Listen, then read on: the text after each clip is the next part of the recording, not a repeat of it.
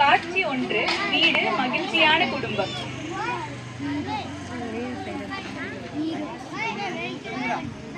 कौसल्या सुप्रजा रामपूर्वा सन्ध्या प्रवर्तते उत्तिष्ठ नरसार्दूला कर्तव्यं दैवमाहितम् उत्तिष्ठोत्तिष्ठ गोविन्द उत्तिष्ठ गरुडध्वज उत्तिष्ठ कमलाकान्ता त्रैलोक्यं मङ्गलं कुरु.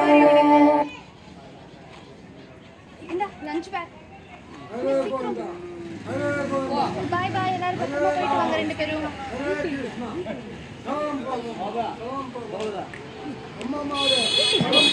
தந்தை தன் மகளை பள்ளியில் விட்டு சென்ற பின் அவள் தன் நண்பர்களுடன் பள்ளிக்கு செல்லும் காட்சி.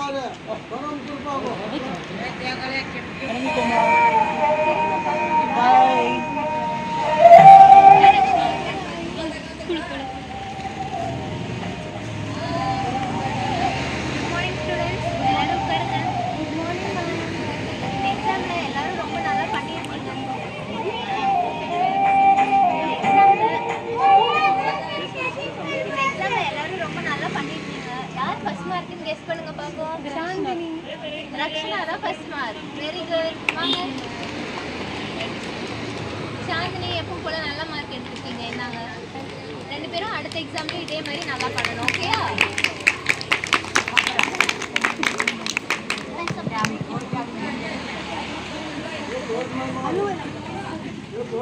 அவனுக்கு அலுவலகத்தில் மகிழ்ச்சியான செய்தி காத்துக் கொண்டிருக்கிறது.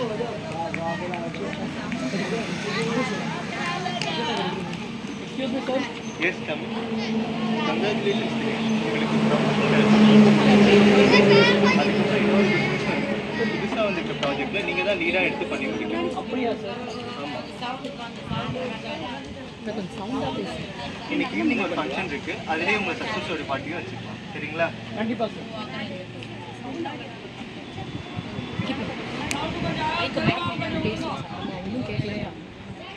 கிட்ட வச்சு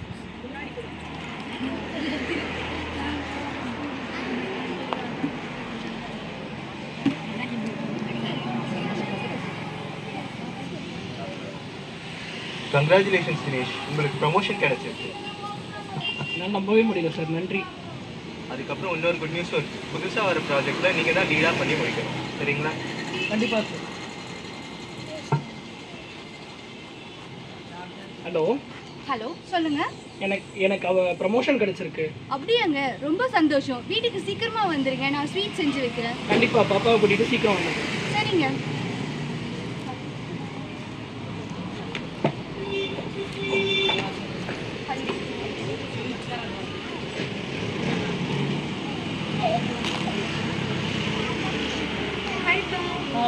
இன்னைக்கு நான் வந்து ஃபர்ஸ்ட் மார்க் எடுத்திருக்கேன். Very good.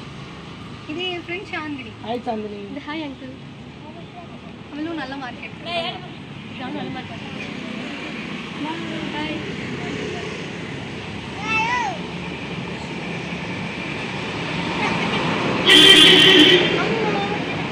வா வா வா. மன்னிங்களா ரெண்டு பேரும்? அம்மா இன்னைக்கு நான் ஃபர்ஸ்ட் மார்க் எடுத்திருக்கேம்மா. அப்படியா? ரொம்ப சந்தோஷமா. சரி நீங்க ரெண்டு பேரும் ஃப்ரெஷ் அப் ஆயிட்டு வாங்க. எங்க இருக்கீங்க ரெண்டு பேரும்? என்னடா கேசரி சாப்பிடுங்க. என்னங்க கேசரி சாப்பிடுங்க. நீயும் கொஞ்சம் சாப்பிடுமா? இல்லங்க எனக்கு வேண்டாம். இது சாப்பிட்டாலும் இருமலா வருது. நீங்களே சாப்பிடுங்க. சரி ஓகே. எனக்கும் வேலை இருக்கு, நான் போய் பார்க்குறேன். நீ படிமா.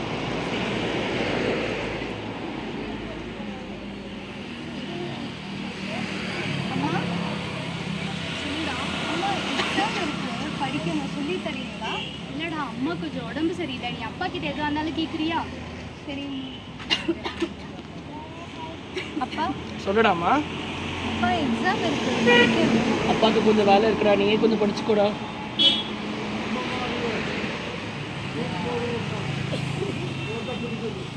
எதுவுமே புரியலையே. வேலையெல்லாம் முடிஞ்சுது. இன்னும் தூங்க போலியா? தூங்க போகலாம்.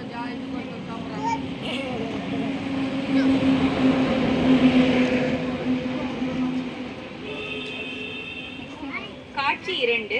முந்தைய வாரத்தில் சுறுசுறுப்பாக தனது கணவனையும் குழந்தையும் அனுப்பி வைத்த தாய் இன்று மிக சோர்வுடன் காணப்படுகிறது. என்னம்மா ஆச்சு? எனக்கு கொஞ்சம் முடியலங்க. இன்னைக்கு நீங்களே கிளம்பி போயிட்டு வந்துடுறீங்களா? சரி ஓகே.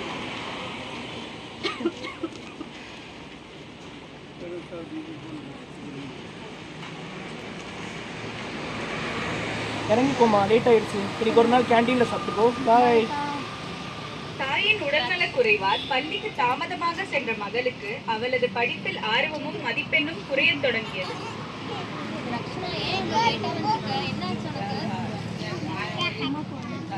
இதெல்லாம் ஒரு ரீசனா?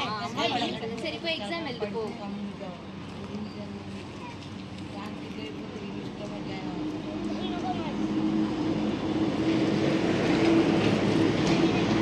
ரக்ஷனா, என்ன தூங்கிட்டு இருக்க? எழுதுறியா இல்லையா எக்ஸாம்? நீ என்ன ஆச்சு உனக்கு? நாளைக்கு உங்க பேரண்ட்ஸ் வந்து என்னை பார்க்க சொல்லு, சரியா? இந்தா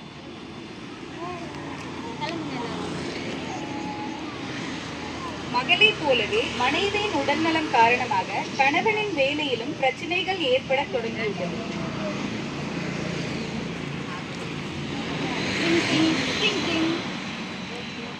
excuse me sir. Yes come in. சொல்லுங்க. ஏன்டா லேட்? மனைவிக்கு உடம்பு சரியில்லை.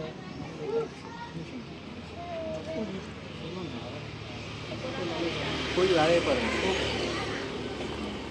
Drink drink drink drink. சொல்லுமா,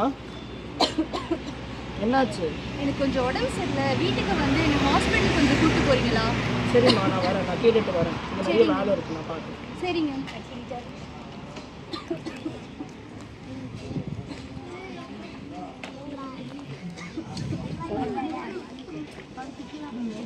எக்ஸ்கியூஸ் மீ சார். சொல்லுங்க தினேஷ். சார், மனைவிக்கு உடம்பு சரியில்லை. 1 hour பெர்மிஷன் வேணும். என்ன தினேஷ், ப்ரமோஷன் கிடைச்சதுலேருந்து ஒழுங்காகவே வேலை பார்க்க மாட்டீங்க. உடம்பு சரியில்லை. சரி, என்னமோ பண்ணுங்க போங்க. 1 hourல வந்துடுறேன். சரி. மனைவியின் உடல்நலக் குறைவால் கணவன் மனைவியை மருத்துவமனைக்கு அழைத்து செல்லும் காட்சி. என்னம்மா ஆச்சு? ஒரே உடம்பு சரியில்லைங்க. இப்பெல்லாம் ரொம்ப இருமல் வந்துட்டே இருக்கு, எதுவுமே சாப்பிட முடியல. இதுக்காக என்ன கூப்பிட்டா? எனக்கு அவ்வளோ வேலை இருந்துச்சு. ஐயோ ரத்தம். ஹாஸ்பிட்டல் போகலாம். சரி.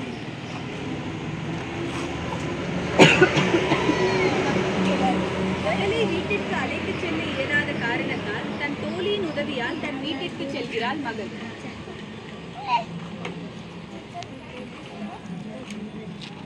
ரக்ஷனா, நீ என்ன வீட்டுக்கு போலியா? அப்பா வரலையே, கூட்டிட்டு போக. என்ன ஆச்சுன்னு தெரியல. அம்மா கூட போனா.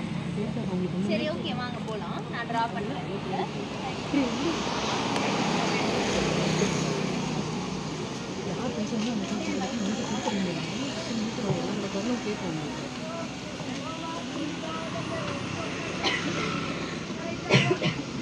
மருத்துவமனை, ஹாஸ்பிட்டல். நான் சொல்கிறேன். அதனால உடம்பு சரியில்லை, இருமல் வந்துட்டே இருக்கு, எதுவுமே சாப்பிட மாட்டேங்கிறாங்க, சோர்வாகவே இருக்காங்க. என்ன காரணமாக இருக்கும்? இருமல் எப்படிமா இருக்கு? வறட்டு இருமலா இருக்கா, சளியோட வருதா? இல்லைங்க, சளியோட வருது டாக்டர். இருமல் நிற்கவே மாட்டேங்குது. ரொம்ப நாளா உடம்பு சரியில்லாத மாதிரி ஏதாவது இருக்குங்களா? ஆமாம் டாக்டர், எதுவுமே வேலை செஞ்சனா கொஞ்சம் டயர்டாக இருக்கு. ஒரு 1 hour உட்காருங்க. நான் என்னென்ன ஸ்கேன் ரிப்போர்ட் எடுத்து பார்த்து சொல்றேன்.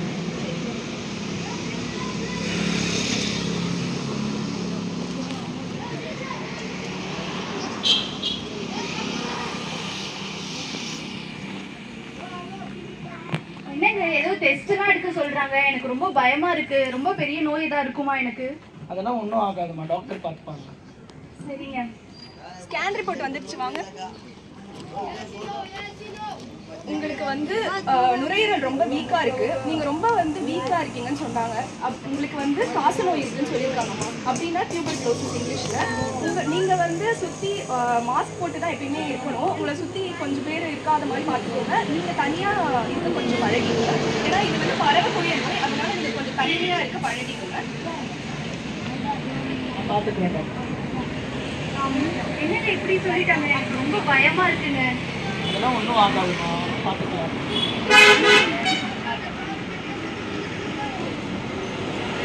ஆசிரியர் பெற்றோரை அழைக்கும் காட்சி.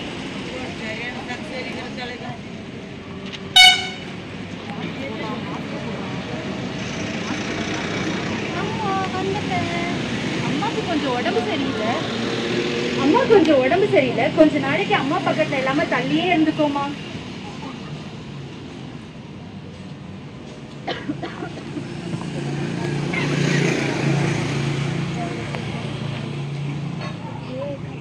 அம்மா சொல்லுடா.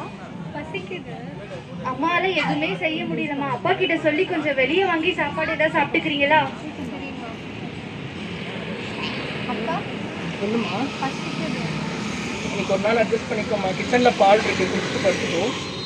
சரிங்கப்பா. அப்பா இன்னைக்கு வந்து ஸ்கூலில் பேரண்ட் டீச்சர்ஸ் மீட்டிங் கூப்பிட்ருக்காங்க. எதுக்கு கூப்பிட்ருக்காங்க? சரியாக படிக்கல, மார்க் கம்மியாயிடுச்சுன்னு உங்களை பார்க்கணும். ஏன் மார்க் கம்மியாச்சு? சரியாக படிக்க கூட முடியாதா? உங்கள் அம்மாவுக்கு உடம்பு சரியில்லை, எனக்கும் வேலை ஆக மாட்டேங்குது. நீ தானே உன் படிப்பை பார்த்துக்கணும்.